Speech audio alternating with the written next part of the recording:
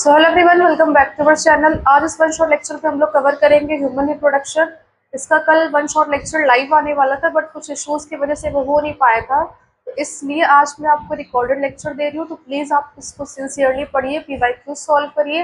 बाकी कोई कन्फ्यूजन होती है तो आप कमेंट सेक्शन में कमेंट करिए, मैं आपकी पूरी कन्फ्यूजन दूर करने की कोशिश करूँगी। सबसे पहले यहाँ पे ह्यूमन्स के बारे में बताया गया है कि ह्यूमन्स हैं कौन? Sexually reproducing organism. एक चीज यहाँ पे आप करेक्शन कर लीजिए, ये ओवीपेरस नहीं होते हैं, तो यहाँ पे गलत हो गया है। ये ओवीपेरस ऑर्गेनिज्म नहीं है, ये कैसे ऑर्गेनिज्म है? विविपेरस। ठीक, दो तरह के ऑर्गेनिज्म होते हैं, एक ओवीपेरस और एक विविपेरस। ठीक, अगर ओवीपेरस की बात करें तो ये क्या करते हैं? एग ले करते हैं।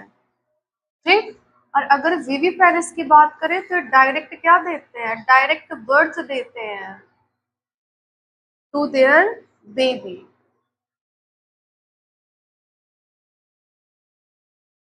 ठीक, तो वही यहाँ पे बोला गया कि वुमेन्स क्या है? विविपेरस है, क्योंकि हम लोग क्या करते हैं? डायरेक्ट बेबी को बर्थ देते हैं।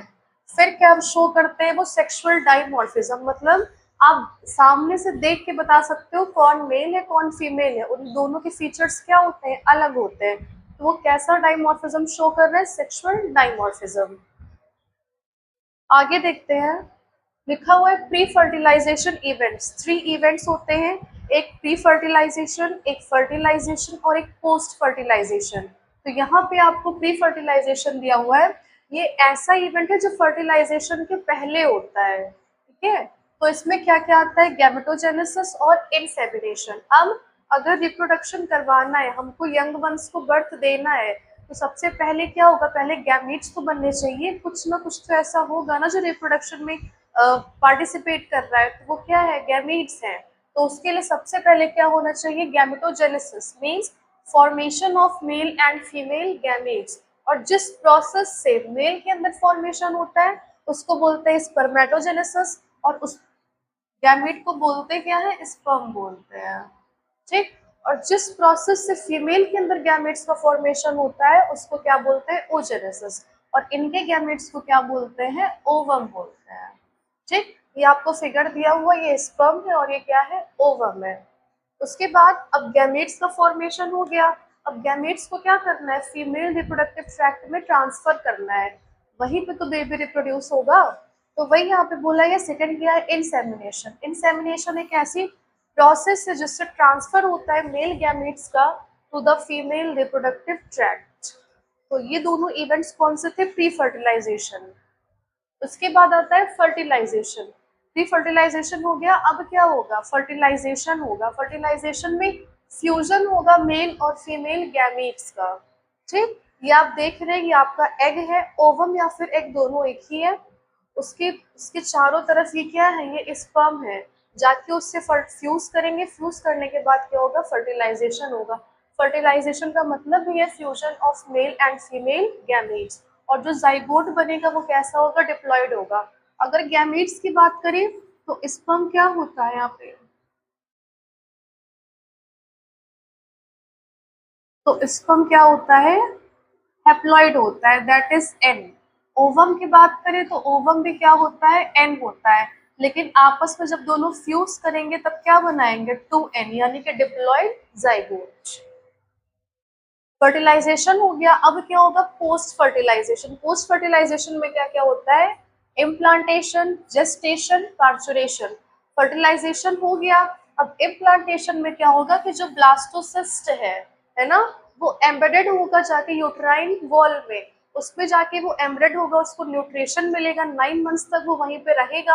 और जो 9 मंथ्स तक जो साइकिल चलेगी, जो टाइम चलेगा, पीरियड जो चलेगा, उसको क्या बोलेंगे? जेस्टेशन। और उसमें क्या होगा? एम्ब्रियोनिक डेवलपमेंट होगा। जो एम्ब्रियो है वो उसमें डेवलप करेगा। फिर जब डेवलपमेंट हो जाएगा तो 9 मंथ्स के बाद डिलीवरी हो जाएगी, जिसको बोलते हैं पार्चुरेशन। यहाँ पे फिगर भी बना हुआ है, first month, second month, third month, ऐसे ऐसे पूरे बेबी के अंदर क्या होते हैं? चेंजेस होते हैं। ठीक, एक और यहाँ पे आप ऐड कर लीजिए, लैक्टेशन।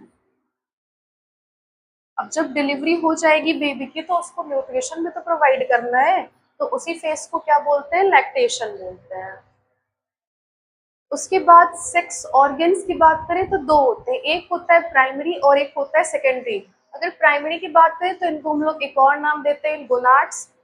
कि इनका काम क्या है कि गैमेट्स को प्रोड्यूस करते हैं, साथ साथ में हार्मोन सिक्रीट करते हैं। जैसे मेल्स की बात करें तो टेस्टिस और फीमेल्स की बात करें तो ओवरीज। मतलब ये दोनों क्या है, प्राइमरी सेक्स ऑर्गन्स हैं। ठीक, मेल के अंदर टेस्टिस और फीमेल्स के अंदर ओवरीज। लेकिन अगर सेकेंडरी सेक्स ऑर्गन की बात करें तो इनको एक और नाम देते हैं एसेसरी ऑर्गन्स। ये कोई गैमेट्स प्रोड्यूस नहीं करते बट रिप्रोडक्शन में हेल्प करते हैं, यानी कि do not secrete hormones involved in reproduction.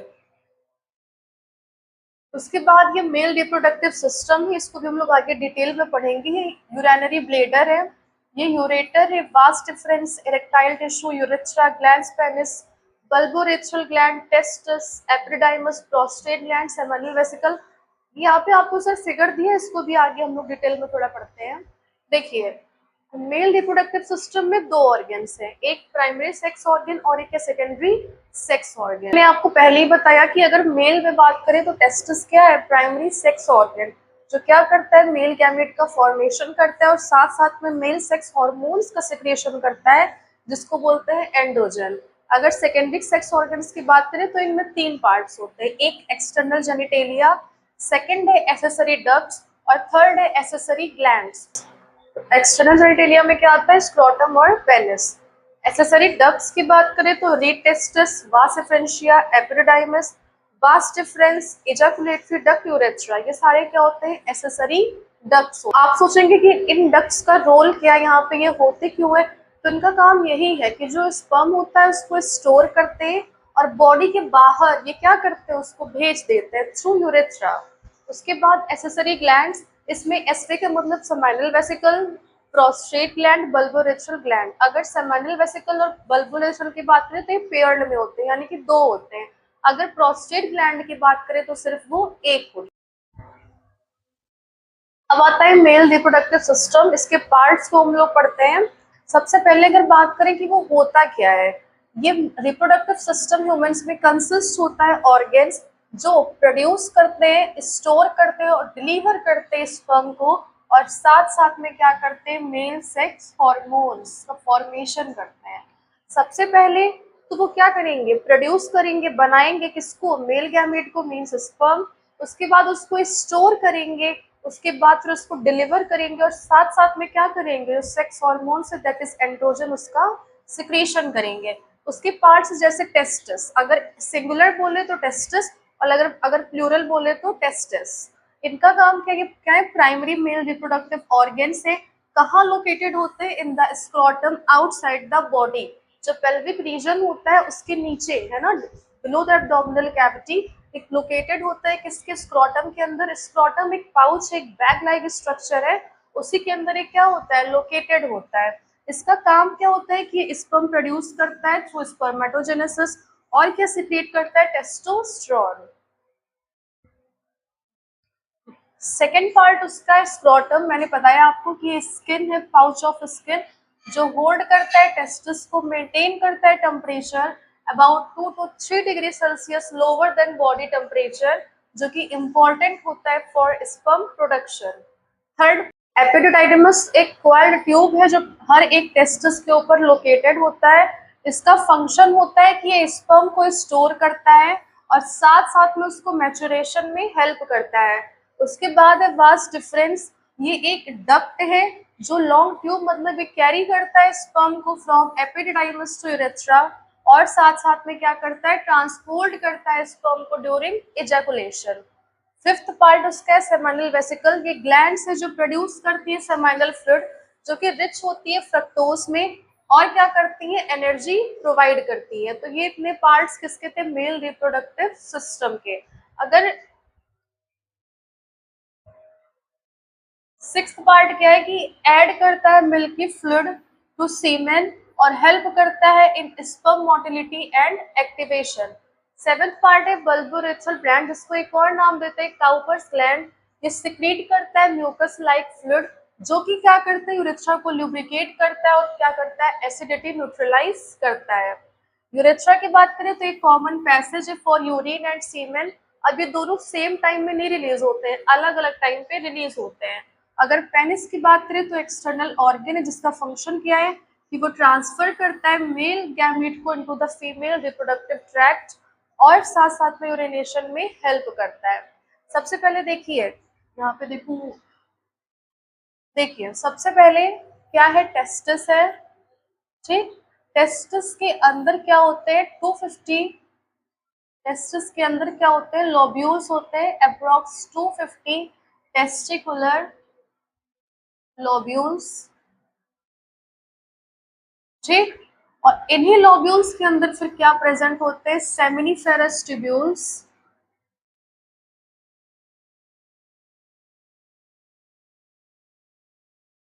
Seminiferous tubules 1 से 3 हाईली कोल्ड स्ट्रक्चर है। टेस्टिस के अंदर क्या है लोब्यूल्स है, कुछ कंपार्टमेंट लाइक स्ट्रक्चर है, क्या बोलते हैं उनको टेस्टिकुलर लोब्यूल्स। कितने होते हैं 250 होते हैं। इन्हीं के अंदर 1 से 3 हाईली कोल्ड स्ट्रक्चर होते हैं जिनको बोलते हैं सेमिनिफेरस ट्यूब्यूल्स। और मेन जो फॉर्मेशन होता है, मेन जो प्रोडक्शन होता है मेल गैमेट स्पर्म का, वो कहाँ होता है सेमिनिफेरस ट्यूब्यूल्स में। अब सेमिनिफेरस ट्यूब्यूल्स में उसका फॉर्मेशन हो गया, अब क्या होगा तो वो रेट टेस्टिस के थ्रू कहा जाएगा वास एफरेंशिया में, वास एफरेंशिया से फिर वो जाएगा एपिडिडाइमस में, एपिडिडाइमस से फिर कहा जाएगा वास डिफरेंस से, और वास डिफरेंस क्या करेगा एसेंड करेगा एब्डोमेन यानी कि लूप ओवर करेगा यूरिनरी ब्लेडर, और वहां से सेमिनल वेसिकल के साथ ये दोनों क्या फॉर्म कर लेंगे इजाकुलेटरी डक्ट,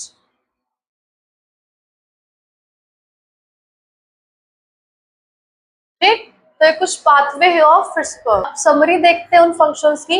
सबसे पहले प्रोडक्शन किसने किया स्पर्म का, तो वो किसने किया टेस्टिस ने। उसका मैचुरेशन और स्टोरेज किसने किया एपिडिडाइमस ने। ट्रांसपोर्टेशन उसका किसने किया वास डिफरेंस ने। उसको नरिशमेंट और प्रोटेक्शन किसने प्रोवाइड किया glands which is seminal vesicle, prostate gland and bulbourethral gland. Delivery किसने करी उसकी पेनिस ने। अगर पैसेज की बात करें, यहाँ से आपको एक क्वेश्चन जरूर मिलेगा नीट में हर साल, एक तो ये पैसेज ऑफ स्पर्म यहाँ से, और जो पाथवे है मिल्क इजेक्शन का, इन दोनों से हर साल क्वेश्चन आता है, तो यहाँ से आपका क्वेश्चन जरूर आएगा। इसको पढ़िए, देखिए सबसे पहले सेमिनिफेरस ट्यूब्यूल्स, सेमिनिफेरस ट्यूब्यूल से फिर कहा जाएगा रेट टेस्टिस के थ्रू वास एफरेंशिया में, वास एफरेंशिया से फिर कहा जाएगा एपिडिडाइमस, एपिडाइमस से फिर लूप ओवर करेगा यूरिनरी ब्लेडर और कहा जाएगा वास डिफरेंस, वास डिफरेंस से के पास क्या आएगा सेमिनल वेसिकल, और सेमिनल वेसिकल और वास डिफरेंस दोनों एक साथ मिलकर एक डक्ट फॉर्म करेंगे इजाकुलेटरी डक्ट, और वो डक्ट कहाँ जाके ओपन होगी into the urethra. Female reproductive system, female reproductive system एक ऐसा ऑर्गन सिस्टम है फीमेल्स में जो प्रोड्यूस करता है ओवा और सपोर्ट करता है रिप्रोडक्शन को। मेन पार्ट्स की बात करें तो ओवरीज जो कि पेयर्स में होती है, प्राइमरी फीमेल रिप्रोडक्टिव ऑर्गन है, फंक्शन क्या है कि प्रोड्यूस करती है ओवा दैट इज एग, सिक्रीट करती है हार्मोन्स एस्ट्रोजन और प्रोजेस्टेरॉन। इसको आगे हम लोग डिटेल में भी पढ़ेंगे मेंस्ट्रुअल साइकिल में।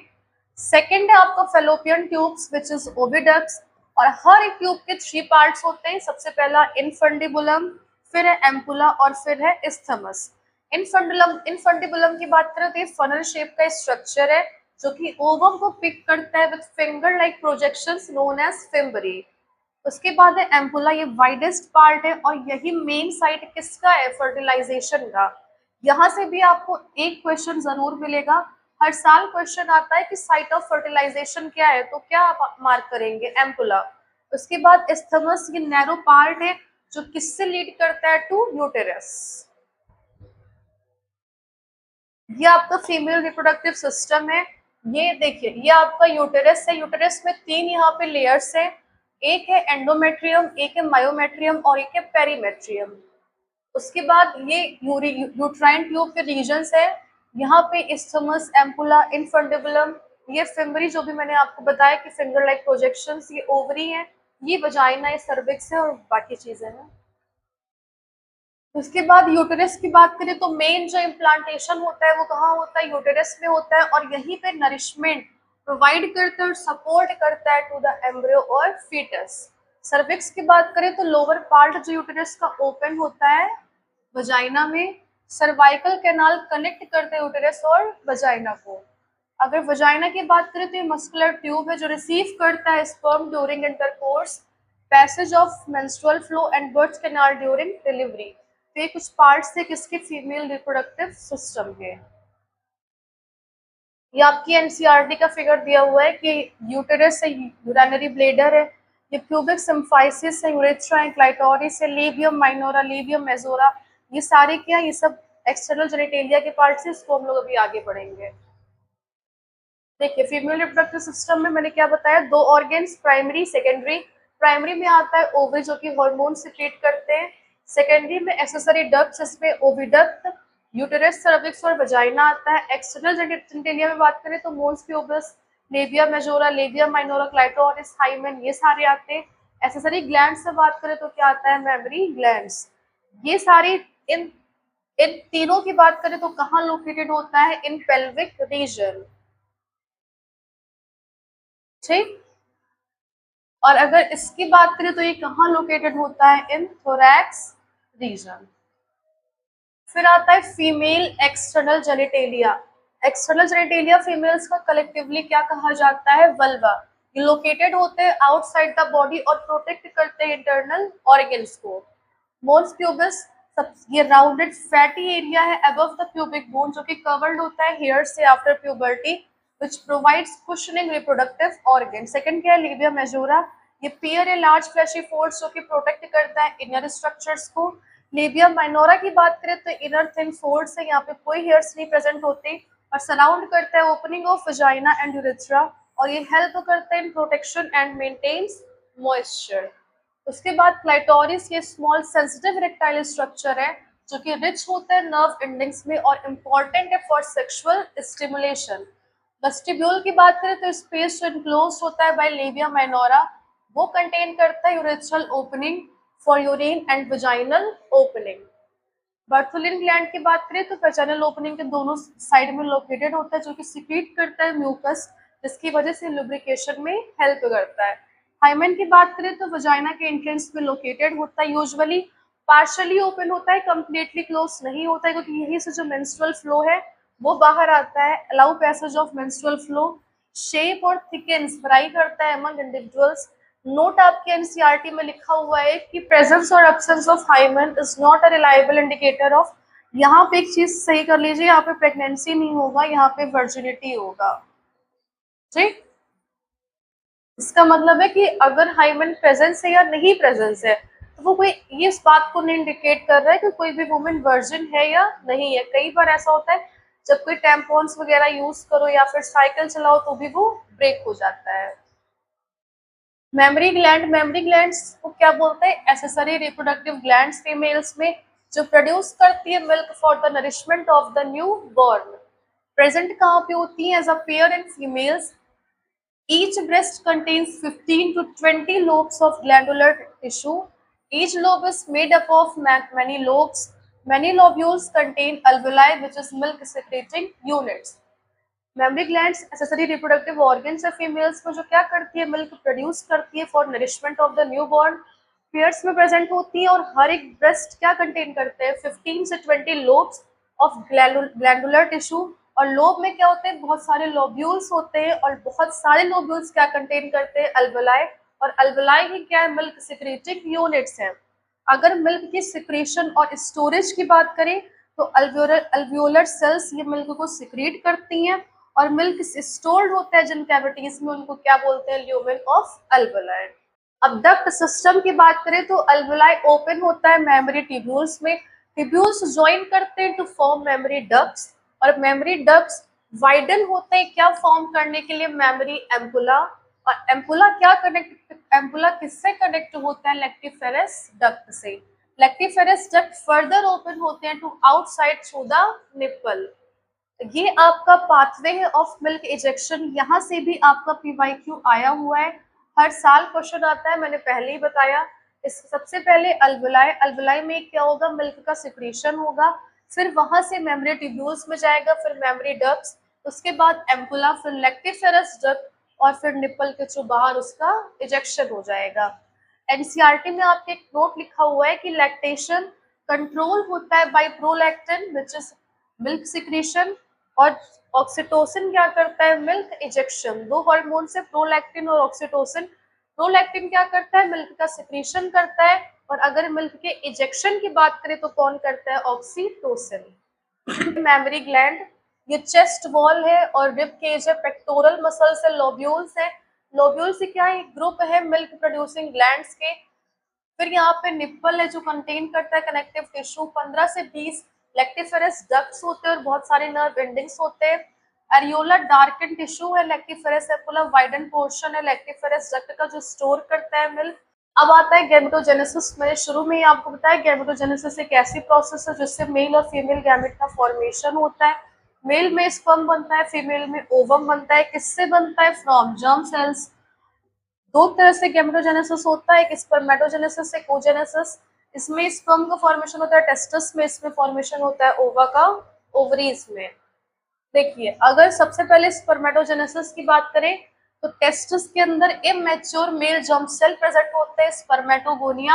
वही क्या करते हैं, स्पर्म्स को प्रोड्यूस करते हैं। स्पर्मेटोगोनिया प्रेजेंट कहाँ होते हैं, on the inner line of seminiferous tubules, और मल्टीप्लाई करते हैं बाय माइटोटिक डिवीजन और इंक्रीज करते हैं नंबर। ये आपका टेस्टिस है और ये उसका कुछ क्रॉस सेक्शन है। या देखिए, सबसे पहले क्या होगा, स्पर्मेटोगोनियम। स्पर्मेटोगोनियम डिवीजन करेगा प्राइमरी स्पर्मेटोसाइट, सेकेंडरी स्पर्मेटोसाइट, उसके बाद स्पर्मेटेट्स और फिर सर्टोली सेल्स। सर्टोली सेल्स क्या करेंगे, नरिशमेंट प्रोवाइड करेंगे टू द डेवलपिंग स्पर्म्स। ये ग्लेडिक सेल्स है और ये क्या है, बेसमेंट मेम्ब्रेन है। सबसे पहले स्पर्मेटोगोनिया जो कि क्या है, डिप्लॉयड है, 2n है। माइटोसिस करेगा, मल्टीप्लिकेशन करेगा, क्या बनेगा, प्राइमरी स्पर्मेटोसाइट। फिर मियोसिस होगा, मियोसिस 2 बार हो रहा है इसलिए एक बार मियोसिस 1, एक बार मियोसिस 2। मियोसिस 1 होगा तो बनेगा सेकेंडरी स्पर्मेटोसाइट और वो क्या होगा, हेप्लॉइड होगा। फिर क्या बनेगा, स्पर्मेटेट्स। दोनों सेकेंडरी स्पर्मेटोसाइट्स फर्दर डिवाइड करेंगे, मियोसिस करेंगे तो 4 स्पर्मेटेट्स बनेंगे। और स्पर्मेटेट्स क्या करेंगे, स्पर्मियोजेनेसिस मींस स्पर्म का फॉर्मेशन करेंगे, क्या बन जाएगा, स्पर्मेटोजोआ। तो ये किसकी प्रोसेस थी, स्पर्मेटोजेनेसिस। अब हार्मोनल एक्शन क्या है उसमें, सबसे पहले स्पर्मेटोजेनेसिस स्टार्ट कब होता है, at the age of puberty due to significant increase of GnRH. GnRH hormone जब बहुत ज्यादा इंक्रीज हो जाता है प्यूबर्टी के बाद, तभी क्या होता है, स्पर्मेटोजेनेसिस शुरू हो जाता है। जब इंक्रीज किया जीएनआरएच तो वो किस पे जाके एक्ट करेगा, एंटीरियर पिट्यूटरी ग्लैंड पे, और रिलीज करेगा दो GnRH hormones, that is LH और एफएसएच। एलएच एक्ट करेगा लेडिक सेल्स पे और रिलीज करेगा androgen, which is essential for the process of spermatogenesis. FSH की बात करें तो वो एक्ट करेगा सर्टोली सेल्स पे, और सर्टोली सेल से प्रोवाइड करेंगे nutrition to the developing sperms. ये आपकी एनसीईआरटी का पैराग्राफ है, स्ट्रक्चर ऑफ ए स्पर्म। ये देख रही है, एक्रोसोमिक कैप लाइक स्ट्रक्चर है जो कि पेनिट्रेशन करता है। सेंटर में न्यूक्लियस है जिसके पास क्रोमोसोमल मटेरियल है, ये नेक रीजन है, ये हेड रीजन है। मिडिल पीस है, यहीं पे माइटोकॉन्ड्रिया है जो कि एनर्जी सोर्स है। ये है टेल जो कि मूवमेंट में हेल्प करता है। उसके बाद plasma membrane envelops the whole body of sperms. Sperm में एक इलोंगेटेड हैप्लॉइड न्यूक्लियस होता है जिसको कवर होता है कैप लाइक स्ट्रक्चर जिसको बोलते हैं एक्रोसोम। एक्रोसोम में बहुत सारे एंजाइम्स होते हैं जो कि हेल्प करते हैं in penetration of the ovum. Middle piece में क्या होता है, माइटोकॉन्ड्रिया होता है जो कि प्रोड्यूस करता है energy for the movement of tail that facilitate sperm motility essential for fertilisation. और एक टाइम में क्या होता है कि 200 से 300 मिलियन इजैकुलेशन होता है स्पर्म्स का, जिसमें से 60% के पास नॉर्मल शेप और साइज होना चाहिए और एटलीस्ट 40% के पास फिगरस मोटिलिटी शो करनी चाहिए। अब जो स्पर्म्स रिलीज हुए सेमिनिफेरस ट्यूब्यूल से वो ट्रांसपोर्ट हो जाएंगे बाय एक्सेसरी डक्ट्स। सिक्रीशन होगा एपिडिडाइमिस का, वास डिफरेंस का, सेमिनल वेसिकल का, और प्रोस्टेट ग्लैंड का जो एसेंशियल होगा for maturation and motility of sperms. यहाँ से आपसे क्वेश्चन पूछा जा सकता है इन सबका कि इन सबका काम क्या है। तो इन सबका काम क्या है कि वो मैचुरेशन और मोटिलिटी प्रोवाइड कर रहे हैं टू द स्पर्म्स। जो सेमिनल प्लाज्मा है वो स्पर्म्स के साथ क्या फॉर्म कर लेता है, सीमेन। और जो फंक्शन है मेल सेक्स एक्सेसरी डक्ट्स और ग्लैंड्स के, वो मेंटेन होते हैं by testicular hormones known as androgen. फिर आता है ओजेनेसिस। ओजेनेसिस एक ऐसी प्रोसेस है जिसमें फीमेल गैमेट का फॉर्मेशन होता है। oogenesis इनिशिएट हो जाता है एम्ब्रियोनिक डेवलपमेंट में ही, जब couple of billion gametes mother cells which is oogonia form होते हैं हर एक फीटल ओवरी में, और कोई भी ओगोनिया बर्थ के बाद ना तो फॉर्म होते हैं ना तो ऐड होते हैं। सेल्स डिवीजन करना स्टार्ट करते हैं और एंटर करते हैं into prophase 1 of the meiotic division and get temporarily arrest at the phase stage known as primary oocytes। Primary oocyte surround होता है बाय ग्रैनुलोसा सेल्स और उसको क्या बोलते हैं, प्राइमरी फॉलिकल। बहुत सारे फॉलिकल्स डीजनरेट हो जाते हैं बर्थ से लेकर प्यूबर्टी तक। इस वजह से जब प्यूबर्टी आती है तो केवल 60,000 से 80,000 प्राइमरी फॉलिकल्स बचते हैं हर एक ओवरी में, और प्राइमरी फॉलिकल सराउंडेड होती है कुछ और लेयर से, और उसमें क्या होता है, एक न्यूथिका फॉर्म हो जाता है और क्या बोलते हैं, सेकेंडरी फॉलिकल्स। सेकेंडरी फॉलिकल्स फिर ट्रांसफॉर्म हो जाता है टेरिस्ट्री फॉलिकल में, जिसके अंदर एक फिल्ड कैविटी प्रेजेंट होती है, उसको बोलते हैं एंट्रम। और थीका लेयर ही क्या फॉर्म करती है, inner theca interna and an outer theca externa. और जब एट दिस स्टेज जो प्राइमरी oocyte है within the tertiary follicle grow करता है साइज में और कंप्लीट करता है अपना मियोटिक डिवीजन पहला, और अनइक्वल डिवीजन रिजल्ट देता है in the formation of a large haploid secondary oocyte and a tiny first polar body. तो ये किसके बारे में था, oogenesis के बारे में था। आगे देखते हैं।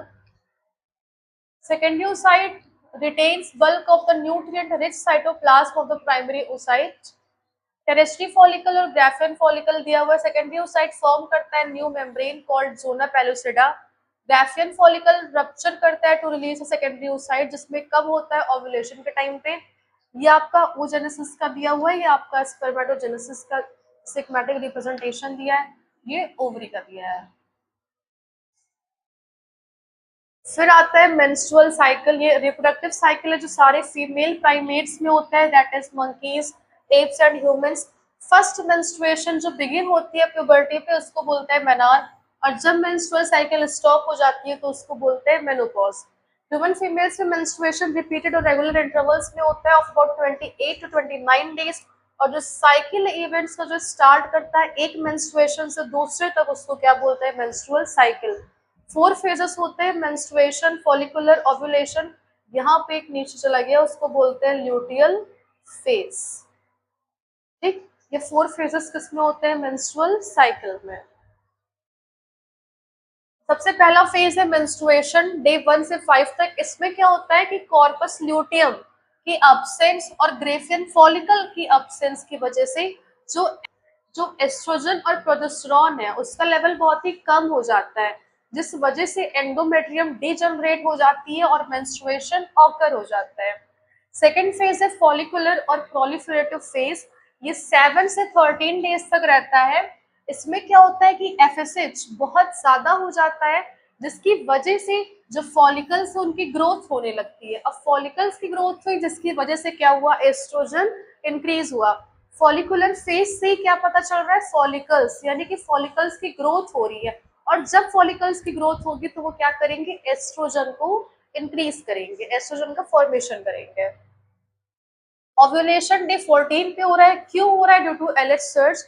फॉलिकल्स डीजनरेट हो जाएंगी और जिसकी वजह से क्या होगा, सेकेंडरी oocyte रिलीज हो जाएगा। ल्यूटियल फेज जिसको एक और नाम देते हैं सेक्रेटरी फेज, 15 से 28 डेज तक होता है। इसमें क्या होता है कि जो एलएच है वो कॉर्पस ल्यूटियम को मेंटेन करता है, और कॉर्पस ल्यूटियम क्या रिलीज करता है, प्रोजेस्टेरॉन। अगर क्वेश्चन आएगा कि फॉलिकल्स की वजह से क्या फॉर्म होता है, क्या रिलीज होता है, तो आप बोलेंगे एस्ट्रोजन। अगर कॉर्पस ल्यूटियम का पूछेगा तो आप क्या बोलेंगे, प्रोजेस्टेरॉन। और यही प्रोजेस्टेरॉन बाद में क्या करता है, एंडोमेट्रियल की लाइनिंग को मेंटेन करता है फॉर द प्रेगनेंसी। ठीक, एक क्वेश्चन यहाँ पे, ये तो आप सारे इंपॉर्टेंट है, बट यहाँ से एक क्वेश्चन ये बताया मैंने और आपको ये क्वेश्चन बताया। और मेंस्ट्रुएशन क्यों हो रहा है, क्योंकि वहां पे एस्ट्रोजन और प्रोजेस्टेरॉन दोनों का लेवल बहुत ही कम हो जाता है। एक और आपके एनसीईआरटी में लाइन दी गई है कि अगर प्रेगनेंसी होती है तो कॉर्पस ल्यूटियम फॉर्म होगा और मेंस्ट्रुएशन नहीं होगा, और अगर नहीं होती है प्रेगनेंसी तो कॉर्पस ल्यूटियम डीजनरेट हो जाएगा और मेंस्ट्रुएशन हो जाएगा। ये आपका डायग्रामेटिक प्रेजेंटेशन दिया है मेंस्ट्रुअल साइकिल का। ये आपकी एनसीईआरटी का मेंस्ट्रुअल साइकिल का डायग्राम है। यहाँ पे देखिए ये आपको इवेंट्स दिए हुए, इधर इधर आपको डेज दिए, 28 to 29 डेज दिए हुए। सबसे पहला फेज है menstruation phase, follicular phase, luteal phase, next cycle begins, और 14 डे पे क्या होता है, ओव्यूलेशन होता है। ठीक, 4 हार्मोन्स इसको कंट्रोल करते हैं, एक है एलएच, एक है एफएसएच, एक है एस्ट्रोजन और एक है प्रोजेस्टेरॉन। यहाँ पे आप देख रहे हैं कि हमारे पिट्यूटरी के हार्मोन्स किसको सिक्रेट कर रहे हैं, एफएसएच और एलएच को। यहाँ पे हमारे ओवरी किसको रिलीज कर रहे हैं, एस्ट्रोजन और प्रोजेस्टेरॉन को। यहाँ से दो क्वेश्चन आपका बन सकता है कि पहली बात तो कि हमारी पिट्यूटरी किस किन हार्मोन्स को रिलीज कर रही है, तो आप आंसर मार्क करेंगे एलएच और एफएसएच। दूसरा क्वेश्चन, हमारी ओवरी कौन से हार्मोन्स को रिलीज कर रही है, तो आप क्या बोलेंगे, एस्ट्रोजन और प्रोजेस्टेरॉन। अब देखिए एस्ट्रोजन प्रोजेस्टेरॉन है, यहाँ पे डे 1 से 5 तक मेंस्ट्रुएशन है, यहाँ पे क्या हुआ, कॉर्पस ल्यूटियम डिजनरेट हो गया, कॉर्पस ल्यूटियम डिजनरेट हो गया, जिसकी वजह से एस्ट्रोजन और प्रोजेस्टेरॉन का जो लेवल है बहुत ही डिक्रीज कर गया, और एंडोमेट्रियम की जो लाइनिंग थी वो क्या हो गई, अपने आप को डिजनरेट कर ली। इस वजह से 1 से 5 दिन तक क्या रह गया, यहाँ पे मेंस्ट्रुएशन हो गया। अब क्या हुआ, फॉलिकुलर फेज आया। फॉलिकुलर फेज में क्या हुआ कि जो फॉलिकल्स है वो ग्रो करना स्टार्ट कर गई, ग्रो करना स्टार्ट करी तो उन्होंने क्या किया, एस्ट्रोजन का प्रोडक्शन किया। एस्ट्रोजन जब इंक्रीज कर गया तो अब फॉलिकुलर फेज में क्या हुआ कि जो फॉलिकल्स है वो ग्रो करना शुरू हो गए। अब वो ग्रो करना शुरू किए तो जिसकी वजह से क्या हो गया, एस्ट्रोजन का लेवल इंक्रीज करने लगा। 14th डे क्या होगा, एलएच सर्ज होगा, जिसकी वजह से जो फॉलिकल्स है वो रप्चर कर जाएंगे और सेकेंडरी oocyte क्या होगा, बाहर की तरफ रिलीज हो जाएगा। फिर ल्यूटियल फेज आएगा, यहाँ पे जो बचे कुछ फॉलिकल्स है वो ग्रो करेंगे और येलो कलर का एक स्ट्रक्चर फॉर्म कर लेंगे, यहीं पे क्या बोलते हैं, कॉर्पस ल्यूटियम। और फिर क्या होगा, धीरे धीरे साइकिल बिगिन हो जाएगी, और जब कॉर्पस ल्यूटियम फॉर्म होगा तो फर्दर क्या इंक्रीज हो जाएगा, प्रोजेस्टेरॉन। और यही प्रोजेस्टेरॉन क्या करेगा, फर्दर एंडोमेट्रियम की लाइनिंग को प्रिपेयर करेगा फॉर द प्रेगनेंसी। आगे फर्टिलाइजेशन और इम्प्लांटेशन। पॉपुलेशन के टाइम पे सीमेन रिलीज होता है by the penis into the vagina, और वो वजाइना ओवम रिलीज होता है बाय ओवरी, ट्रांसपोर्ट होता है टू द एम्बुलरी रीजन जहां पे फर्टिलाइजेशन होता है। फर्टिलाइजेशन तभी होगा जब ओवम ओवम और स्पर्म एक साथ ट्रांसपोर्ट होंगे टू द एम्बुलरी रीजन। यही रीजन है कि सारी जितने भी एजुकेशन होते हैं उन सबसे फर्टिलाइजेशन नहीं होता है। और जो प्रोसेस है fertile fusion of a sperm with an ovum, उसी को क्या बोलते हैं, फर्टिलाइजेशन। फर्टिलाइजेशन के टाइम पे स्पर्म कांटेक्ट में आता है जूरा कंसिडर लेयर में ओवम के, और फिर वो इंड्यूस कर देता है दूसरे स्पर्म के इंटर को ब्लॉक कर देता है। बस उसमें इतना ही था, बाकी कुछ है नहीं। फिर आता है आपका, फिर दिया हुआ है this induces the completion of the meiotic division of the secondary oocyte। Second meiotic division होगा जो कि अनइक्वल रहेगा, और रिजल्ट क्या देगा, सेकेंड पोलर बॉडी। इस पैराग्राफ को मैं उधर आपको समझाती हूँ। देखिए सबसे पहले जाइगोट बनेगा, जाइगोट फिर क्या करेगा, क्लीवेज करेगा, है ना, क्लीवेज करेगा, ब्लास्टोमेयर फॉर्म करेगा 2 4 8 16 स्टेज। फिर क्या बनेगा, 8 से 16 स्टेज मॉड्यूला, मॉड्यूला क्या फॉर्म करेगा, ब्लास्टोसिस्ट, और ब्लास्टोसिस्ट एक इनर सेल मास फॉर्म करेगा यानी कि एम्ब्रियो, और एक ट्रोफोब्लास्ट फॉर्म करेगा। जो जितना आपको इतना दिया था वो मैंने उधर आपको समझा दिया, और बाकी तो आपको स्टेजेस दिए हुए हैं कि मॉड्यूला ये ब्लास्टोसिस्ट का इम्प्लांटेशन हो रहा है, बाकी इसमें कुछ है नहीं। ठीक है, ये सब मैंने आपको इतने में मैंने पूरा पैराग्राफ आपको समझा दिया। रिवीजन कर इतना कुछ अभी डिटेल में पढ़ने की जरूरत नहीं है। फिर आता है pregnancy and embryonic development. Implantation के बाद फिंगर लाइक प्रोजेक्शन अपीयर होते हैं ट्रोफोब्लास्ट में, उसको बोलते हैं कोरियोनिक विलाई। प्लेसेंटा एक फंक्शनल यूनिट है जो डेवलपिंग एम्ब्रियो और मैटरनल ब्लड के बीच में होती है, जो कि एक्ट करती है एज एन एंडोक्राइन टिश्यू। ये कनेक्टेड होती है to the embryo through umbilical cord, जो हेल्प करता है in transport of substances to and from the embryo. ठीक, उसके बाद इनर सेल मास यानी कि एम्ब्रियो डिफरेंशिएट कर जाता है into outer ectoderm and inner endoderm, और इन दोनों के बीच में क्या होता है, मेसोडर्म। एक नोट लिखा है कि इनर सेल मास कंटेन करते हैं सर्टेन सेल्स जिनको बोलते हैं स्टेम सेल्स। उनके पास कैपेबिलिटी होती है कि वो राइज करें different body organs of the embryo. ये आपका ह्यूमन फीटस है within the uterus, umbilical cord है और प्लेसेंटल विलाई है, एम्ब्रियो है, यूटेरस की कैविटी है, प्लग है, म्यूकस का सर्फ आता है। Features of embryonic development during various months of pregnancy.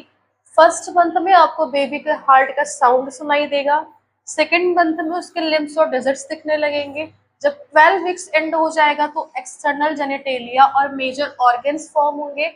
Fifth month में पहला मूवमेंट होगा और अपीयरेंस होगा हेयर्स का उसके हेड पे। 24 वीक्स के बाद आईलेट सेपरेट होंगे, आई लैशेस फॉर्म होंगे और बॉडी क्या होगी, कवर्ड हो जाएगी बाय थिन हेयर्स। 9 मंथ्स के बाद क्या होगा, फीटस जो है फुली डेवलप हो जाएगा। देखिए यहाँ पे एक चीज आप लर्न कर सकते हैं कि जीएनआरएच क्या रिलीज करता है, एफएसएच और एलएच। एफएसएच जाके क्या करेगा, फॉलिकल्स की ग्रोथ करवाएगा, एलएच ओव्यूलेशन करवाएगा, एस्ट्रोजन क्या करेगा, एंडोमेट्रियम की ग्रोथ करेगा, प्रोजेस्टेरॉन क्या करेगा, मेंटेनेंस करेगा एंडोमेट्रियम की लाइनिंग को for the pregnancy, testosterone spermatogenesis करेगा, प्रोलैक्टिन मिल्क का प्रोडक्शन करेगा और ऑक्सीटोसिन क्या करेगा, मिल्क इजेक्शन। यहाँ से आपको एक क्वेश्चन जरूर मिलेगा तो इसको आप स्किप नहीं करिएगा। ये मैंने पूरा आपको बता दिया कि कौन से हॉर्मोन्स क्या करते हैं। ठीक, अब आता है पार्चुरेशन। डिलीवरी होगी यहाँ पे फुली डेवलप्ड फीटस की, इनिशिएट होती है by neuroendocrine reflex which is foetal ejection reflex. Mild uterine contraction start हो जाते हैं जब प्रेगनेंसी का एंड आने वाला होता है। सिग्नल्स होते हैं फीटस और प्लेसेंटा से जो क्या करते हैं, ट्रिगर करते हैं reflex. Oxytocin major role play करता है जो कि इंक्रीज करता है strength of uterine contractions. Positive feedback mechanism होता है, यानी कि ज्यादा कॉन्ट्रैक्शन होता है जिसकी वजह से ज्यादा ऑक्सीटोसिन रिलीज होता है और वो क्या करता है, ज्यादा से ज्यादा कॉन्ट्रैक्शन करवाता है जिसकी वजह से जो सर्विक्स है उसका डायलेशन हो जाता है और fetus क्या होता है, बाहर की तरफ एक्सपेल हो जाता है। लैक्टेशन, मेमरी ग्लैंड्स अंडरगो करती है differentiation during pregnancy. Milk production start हो जाता है आफ्टर पार्चुरेशन। हार्मोनल कंट्रोल क्या है कि प्रोलैक्टिन मिल्क का प्रोडक्शन करता है, ऑक्सीटोसिन क्या करता है, मिल्क का इजेक्शन। यहाँ पे बच्चों को बहुत कंफ्यूजन रहती है तो आप इस चीज को क्लियर कर लीजिए कि प्रोलैक्टिन तो प्रोडक्शन करेगा मिल्क का, लेकिन अगर ऑक्सीटोसिन की बात करें तो वो क्या करेगा, मिल्क का इजेक्शन करेगा। और जो फर्स्ट मिल्क बनता है उसको क्या बोलते हैं, कोलेस्ट्रम, और वो ब्रिज होता है एंटीबॉडीज में विच इज आईजीए और प्रोवाइड करता है इम्यूनिटी टू न्यूबॉर्न। सो आज का क्लास खत्म होता है, बाकी आप पढ़िए अच्छे से। आपको वीडियो अच्छी लगी तो आप उसको लाइक करिए, शेयर करिए, सब्सक्राइब करिए। Thank you.